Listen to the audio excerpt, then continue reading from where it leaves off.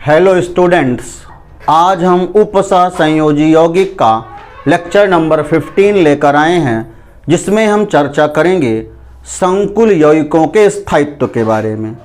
पर उसके पूर्व यदि आपने चैनल को सब्सक्राइब नहीं किया है तो प्लीज़ सब्सक्राइब कर लें। तो हम देखते हैं आज संकुल यौगिकों का स्थायित्व। कौन से संकुल स्टेबल होंगे और कौन से लेस स्टेबल होंगे, उन्हें हम देखते हैं। देखिए, संकुल यौगिकों का स्थायित्व जो है मुख्य रूप से इस बात पर निर्भर करता है कि लिगैंड व केंद्रीय धातु आयन के बीच आकर्षण बल कितना प्रबल है। जितना प्रबल आकर्षण बल होता है केंद्रीय धातु आयन व लिगैंड के बीच, वह संकुल उतना अधिक स्थायी होता है।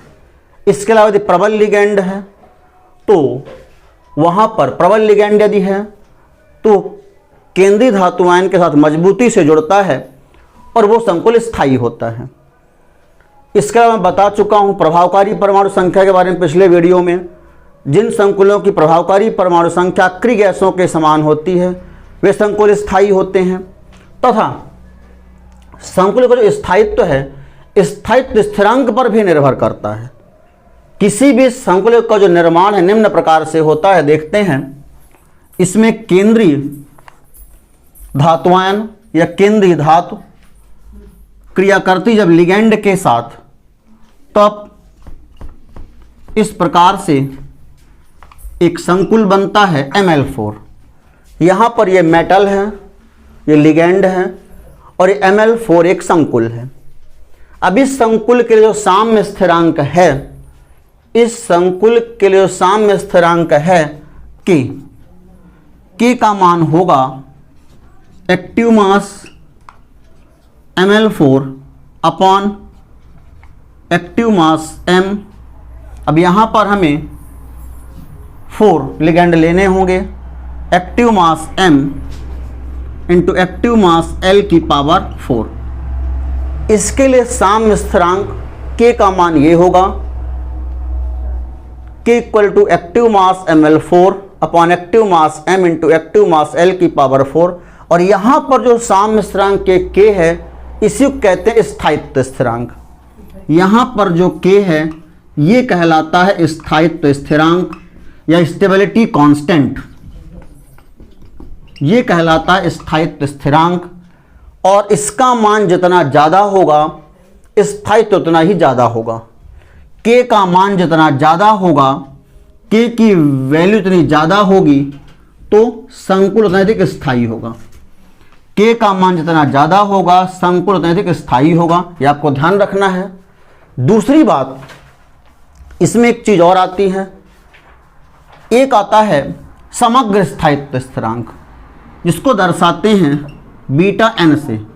बीटा n कहलाता है समग्र स्थायित्व स्थिरांक। समग्र स्थायित्व स्थिरांक का मान भी इतना ज़्यादा होता है, संकुल उतना अधिक स्थायी होता है। अब हम देखते हैं ये क्या होता है समग्र स्थायित्व स्थिरांक। इसे आप कॉपी में नोट कर लेंगे। यहाँ हमने आपको सिर्फ इतना बताया कि किसी संकुल का निर्माण निम्न प्रकार से होता है। ये मेटल है, ये लिगैंड है, मेटल के साथ 4 लिगैंड जुड़ करके बनाते हैं Ml4 नाम का संकुल आयन या संकुल बनाते हैं। अब यहाँ पर जो इसके लिए साम्य स्थिरांक है K, उसका मान ये होता है। इसी साम्य स्थिरांक K को ही कहते हैं स्थायित्व स्थिरांक। और K का मान जितना ज़्यादा होगा संकुल उतना स्थायी होता है। या समग्र स्थायित्व स्थिरांक बीटा n का मान जितना ज़्यादा होगा संकुल उतना ही स्थायी होता है। अब इसमें एक चीज़ और आती है, पदशः स्थायित्व स्थिरांक। समग्र स्थायित्व स्थिरांक के अलावा एक चीज़ आती है पदशः स्थायित्व स्थिरांक। उसे देखते हैं ये क्या होता है। देखिए, इस संकुल का निर्माण Ml4 नाम के संकुल का जो निर्माण है ये 4 पदों में होता है। सबसे पहले जो केंद्रीय धातु आयन एक लिगैंड के साथ क्रिया करता है और क्रिया करने पर निम्न साम्य स्थापित होता है, वह संकुल बनता है Ml। जब मेटल एक लिगेंड से क्रिया करता है तो निम्न साम्य स्थापित होता है, संकुल बनता है Ml। और जब ये Ml दूसरे लिगेंड से क्रिया करता है तब, अब यहाँ पे 2 लिगेंड हो गए, तब संकुल बनता है Ml2। और देखिए जब मेटल एक लिगेंड के साथ क्रिया करेगा और Ml संकुल बनेगा तो इस टाइम पर इसका जो स्थायित्व स्थिरांक है उसे हम दर्शाते हैं K1 से। जब Ml बनेगा तब स्थायित्व स्थिरांक होगा K1 और ये कहलाता है, यही जो साम्य स्थिरांक K1 से कहते हैं स्थायित्व स्थिरांक, ये कहलाता है पदशः स्थायित्व स्थिरांक। यहाँ पर K1 को हम कहेंगे पदशः स्थायित्व स्थिरांक।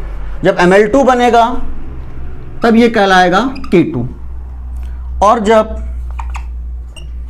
Ml2 से पुनः L क्रिया करेगा, लिगेंड क्रिया करेगा, तब बन जाएगा Ml3 और इस टाइम पर जो स्थायित्व स्थिरांक है वो रहेगा K3।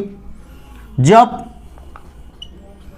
Ml3 से फिर से L क्रिया करेगा तब ये संकुल बनेगा Ml4 और इस टाइम पर स्थायित्व स्थिरांक कहलाएगा K4। K1, K2, K3 व K4 इनको कहते हैं पदशः स्थायित्व स्थिरांक। ये कहलाते हैं पदशः स्थायित्व स्थिरांक। अब देखिए यहां पर जो समग्र स्थायित्व स्थिरांक, मैं आपको बता चुका हूं कि जो बीटा एन था वो था समग्र स्थायित्व स्थिरांक। यहां पर ये क्रिया 4 पदों में हो रही है तो इनके स्थान पर हम 4 रखेंगे, कहलाएगा बीटा 4। बीटा 4 अर्थात समग्र स्थायित्व स्थिरांक व पदशः स्थायित्व स्थिरांक के बीच निम्न संबंध होता है। बीटा 4 बराबर यहां पर होता है K1 into K2 into K3 into K4। Beta 4 बराबर होता है K1 into K2 into K3 into K4 अर्थात पदशः स्थायित्व स्थिरांकों का जो गुणनफल है वो बराबर होता है समग्र स्थायित्व स्थिरांक के।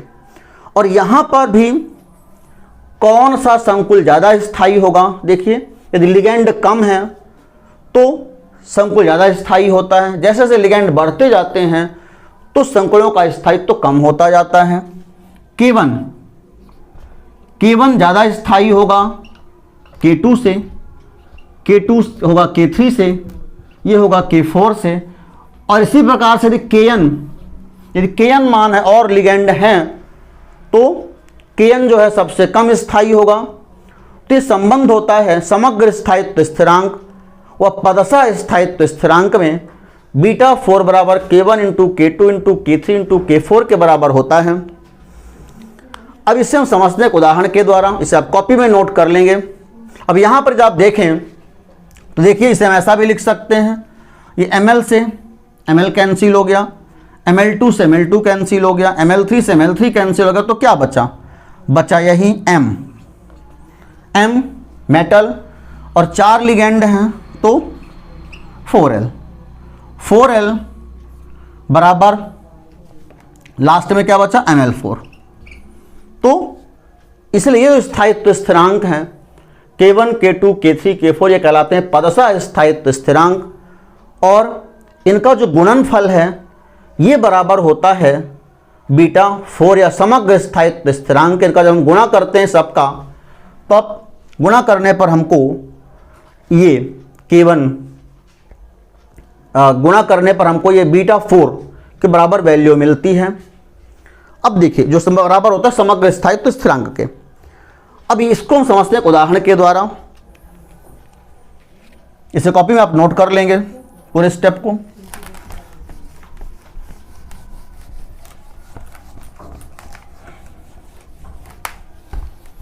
एक संकुल है क्यूप्रा अमोनियम आयन नाम का।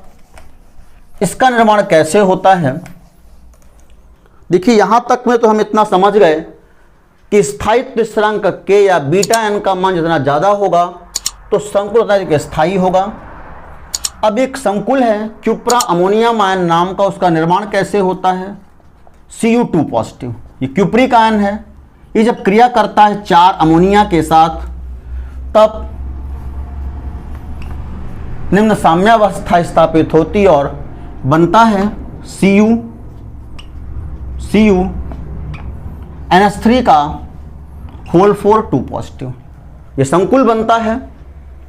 अब इसके लिए जो पदशा स्थायित्व स्थिरांक है, पहले क्यूप्रिक आयन क्रिया करेगा 1 अमोनिया के साथ, तब log K1 की जो वैल्यू है, जब क्रिया करेगा 1 अमोनिया के साथ, तब log K1 जो आएगा उसकी वैल्यू होती है 4.0। जब दूसरे अमोनिया के साथ क्या करेगा, अर्थात log K2 की वैल्यू होती है 3.2। इसी प्रकार से जब तीसरे अमोनिया के साथ क्या करेगा, तब log K3 की वैल्यू होती है 2.7। जब क्रिया करेगा चौथे अमोनिया के साथ, तब log K4 की वैल्यू होती है 2। तो इस प्रकार से ये 4 वैल्यू 4 स्टेप पे ये यौगिक बनता है। इसका नाम है IUPAC, नाम है टेट्रा अमीन। इसका IUPAC नाम है tetra amine copper second ion. ये tetra amine copper second ion, और इसके लिए जो पदशा स्थायित्व स्थिरांक हैं log K1, log K2, log K3 और log K4 की वैल्यू ये हैं। तब इसके लिए समग्र स्थायित्व स्थिरांक चूंकि 4 स्टेप पर हो रहा है, तो बीटा 4 बराबर log K1 plus log K2 plus log K3 plus log 4 हो जाएगा, और बीटा 4 बराबर होगा 4 plus 3.2 plus 2.7 plus 2 equal to, ये आएगा जोड़ने पर 11.9 आएगा। तो इस प्रकार से हम देख रहे हैं कि यहाँ पर समग्र स्थायित्व स्थिरांक जो है इसका वो आता है 11.9। तो ये तो हमने देखा संकुल यौगिक के स्थायित्व को। अब हम देखते हैं कि ऐसे कौन कौन से कारक हैं जो इनके स्थायित्व को प्रभावित करते हैं। इसे कॉपी में नोट करेंगे। अगली हेडिंग है, अगला टॉपिक है संकुलों के स्थायित्व को प्रभावित करने वाले कारक। संकुलों के स्थायित्व को प्रभावित करने वाले मुख्य रूप से 3 कारक होते हैं जो प्रभावित करते हैं संकुलों के स्थायित्व को। पहला कारक होता है केंद्रीय धातु आयन की प्रकृति। दूसरा कारक है लिगैंड की प्रकृति। दूसरा कारक है लिगैंड की प्रकृति। तीसरा है माध्यम या विलायक की प्रकृति। अब देखिए केंद्रीय धातु आयन की प्रकृति में क्या है। पहला, सबसे पहले हम ये जान लें कि केंद्रीय धातु आयन पर आवेश जितना ज़्यादा होगा, जितना ज़्यादा आवेश होगा स्थायित्व उतना ज़्यादा होता है। अतः स्थायित्व इज प्रोपोर्शनल टू होता है आवेश के। जितना ज़्यादा सेंट्रल मेटल पर आवेश होगा संकुल उतना अधिक स्थायी होगा। दूसरा, स्थायित्व इस प्रोपोर्शनल टू होता है विद्युत ऋणता के। जितनी ज़्यादा विद्युत ऋणता होगी केंद्रीय धातु आयन की, संकुल उतना अधिक स्थायी होगा। तीसरा, स्थायित्व इस प्रोपोर्शनल टू होता है, इन्वर्सली प्रोपोर्शनल टू होता है 1/, परमाणविक त्रिज्या या परमाणविक आकार के।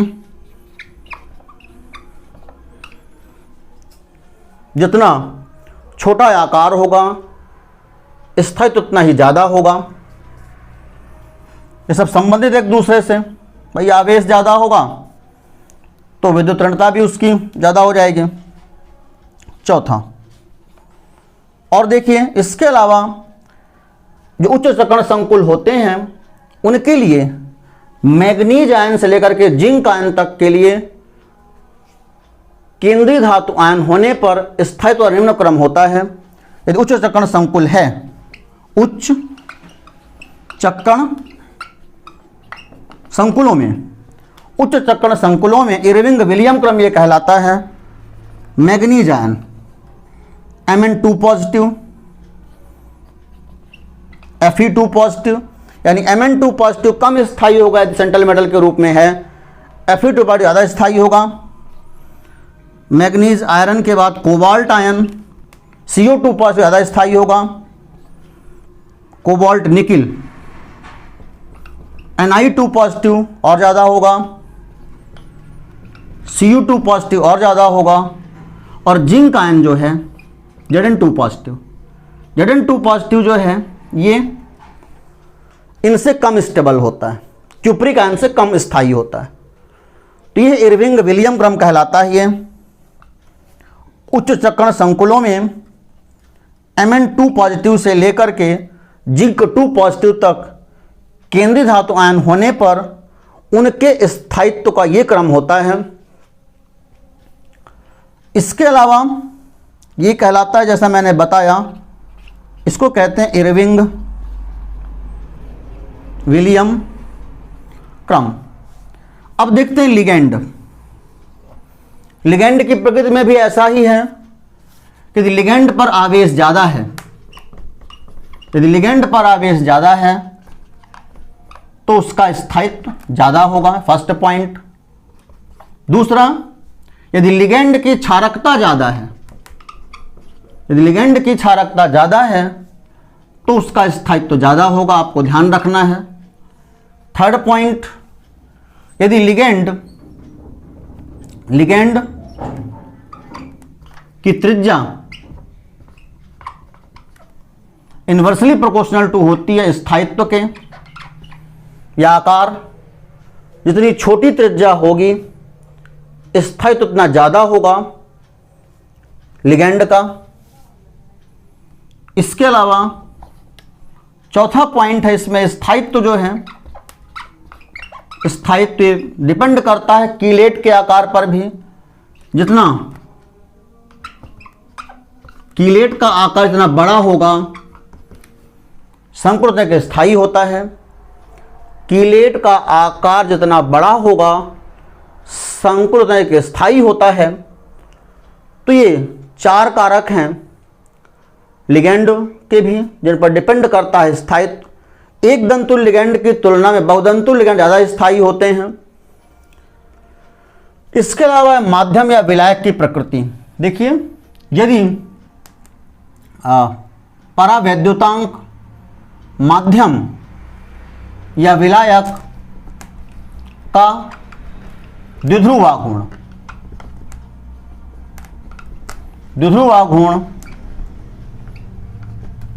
व परावैद्युतांक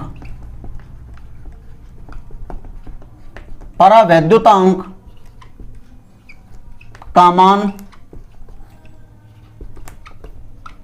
कम होने पर संकुल अधिक स्थायी होता है। तो ध्यान रखेंगे, माध्यम या विलायक का द्विध्रुवाघूर्ण व परावैद्युतांक अधिक होने पर कम होने पर संकुल अधिक स्थायी होता है।